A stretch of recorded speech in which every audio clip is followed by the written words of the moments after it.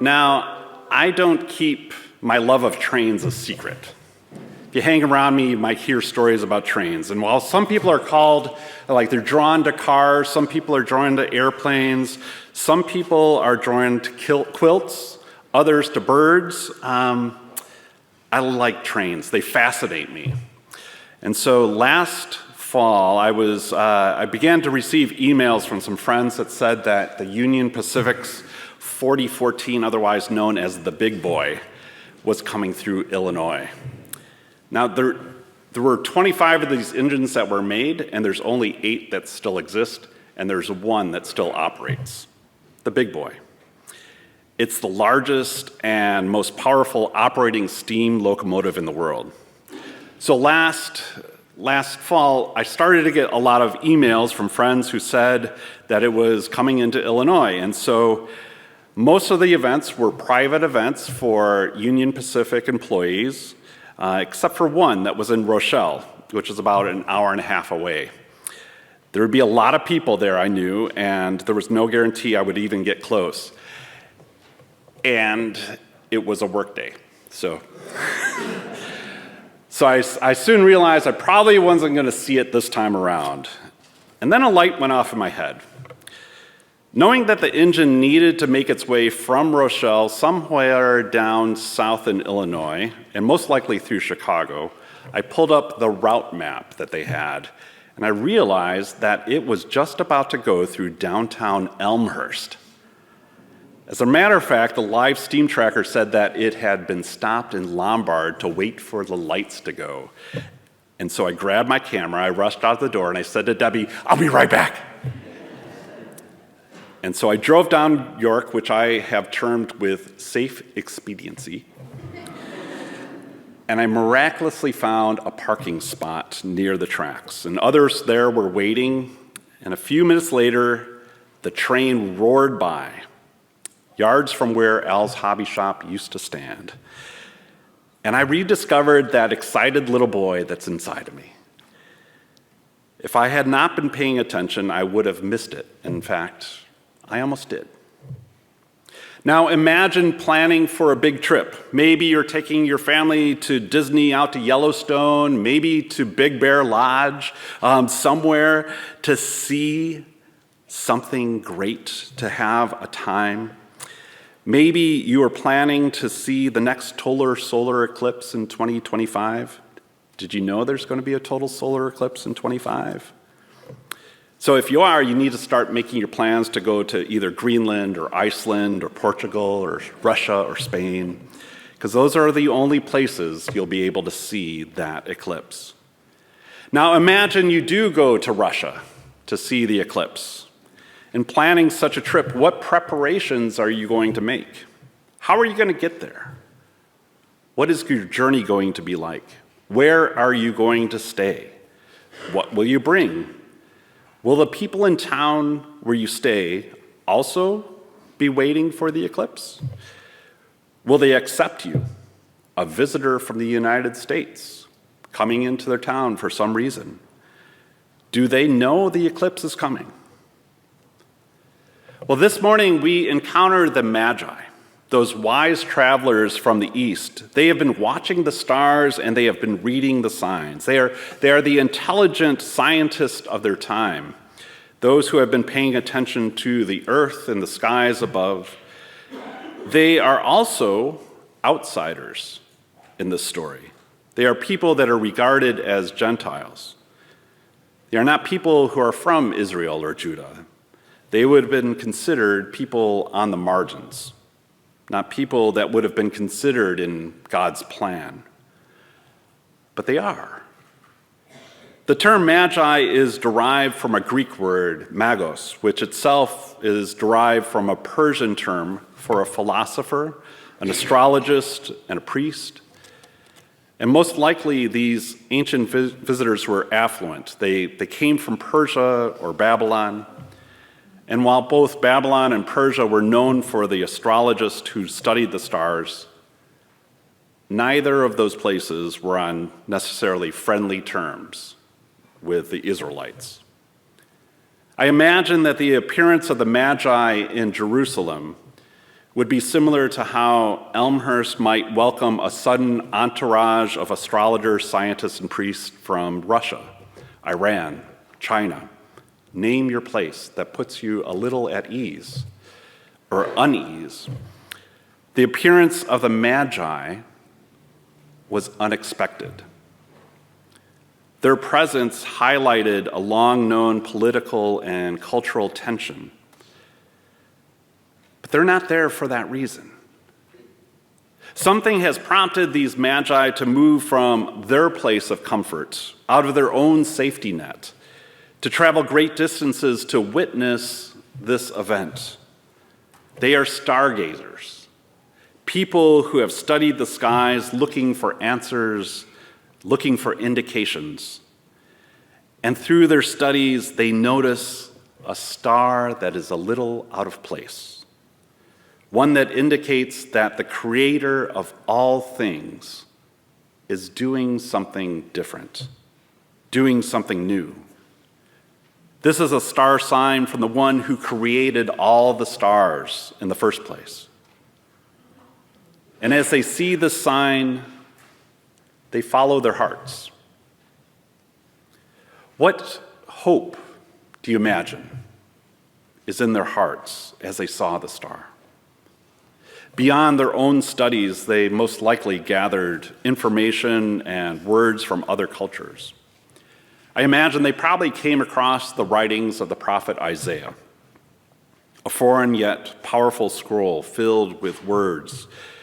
Perhaps they remember those words from Isaiah that Gordon read this morning.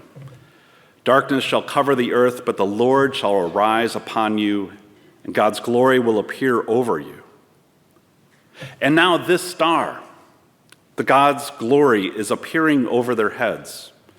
And it's pointing towards something important, something distant, something with hope. They have no choice. In their search for the meaning of life, they prepare to journey and see what hope this star has for them, and what hope this star has for the world. What do you imagine that hope to be? What hope do you have for the world? What hope does God have for the world? In her Christmas Eve message, Pastor Lauren asked the question, whose star do you follow?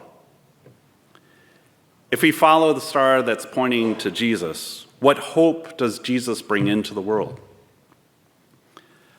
I want to encourage you to think about that over the next couple of minutes and come up with a word that might describe that hope. Is it a hope that will shake you from your place of comfort and cause you to look with wonder for the place or the places that God is doing something amazing in this world? If there's a word or a phrase that comes to mind, I'm going to encourage you to write that word on the star that you have. What is the hope that is within you?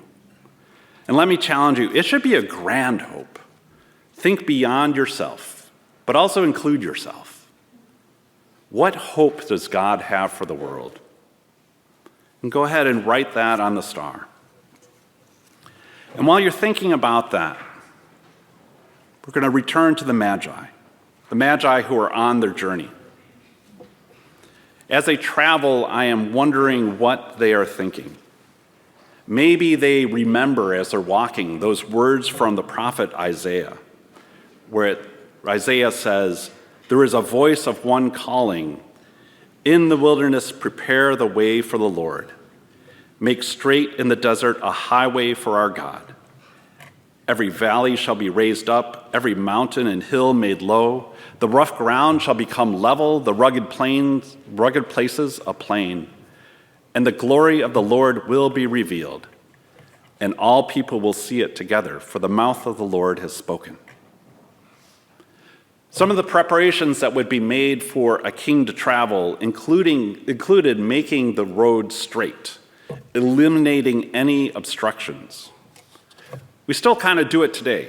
While not a king, if a president or a big important person comes into town, An entourage of police go out and they block off the entrances to a highway so that person can travel through safe. So as the Magi move closer to the store, would they not expect the path to be leveled off? Would they not expect other signs and preparations to be made? Maybe they have most of the information, but not all the information. Perhaps a little bit confused at the lack of excitement, they make that fateful choice to move towards Jerusalem, the political center of Judah, where one might expect a king to be. And along the way, they ask where to find this king. I imagine in the streets, they come up to people, those frightened residents, and they ask, when they're asked, where is the king? The residents point towards Jerusalem, towards Herod, that brutal vassal king who is also known as King of the Jews. I imagine the Magi taking a breath and repeating their question. No. Where is the child who has been born King of the Jews?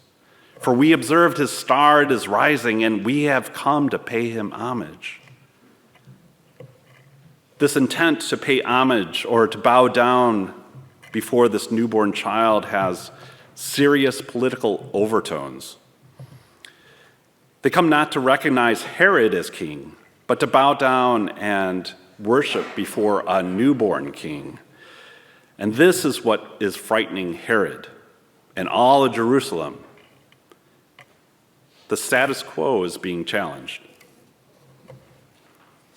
Word gets to Herod, and so Herod gathers all the politicians and the people who know together. He asks those chief priests and the scribes, where is this Messiah that is to be born? And they reply, after looking in the scrolls, in Bethlehem of Judea. And so Herod arranges that secret meeting with the wise men to learn the exact time when they saw that star appearing. I imagine the Magi standing a bit perplexed, maybe a little unnerved, sharing their information. And Herod tells them to go and find this child, and once they do, to let him know so that he too might worship. But we know that Herod has more malicious plans. The last thing Herod wants to do is to pay this new king homage. Instead, he is planning a genocide to kill off hope by killing all children who are 2 years and younger. This is a challenging reminder, a chilling reminder of what worldly power does when it is challenged by hope. The Magi hear Herod, and they are wise to his ways. They set out and they see that star.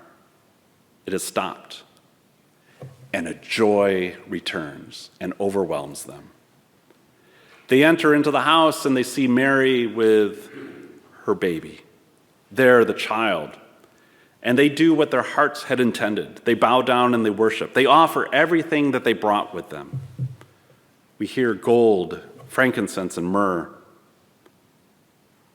Gold that symbolizes power and wealth, neither of which is here in this humble home. Frankincense, an incense and a perfume that is fitting for a prophetic realization of God being with us. Myrrh, a resin that was used in embalming, but it was also used in the oil to anoint kings. These are the gifts that they bring, but they also open up the treasure chest of their hearts as they are overwhelmed by the love that the Creator has shared with the world. What do you offer Jesus from the treasure chest of your own hearts? When you think about that question, I am going to encourage you to write a word or a phrase on that coin that you have. What do you offer Jesus from the treasure chest of your heart?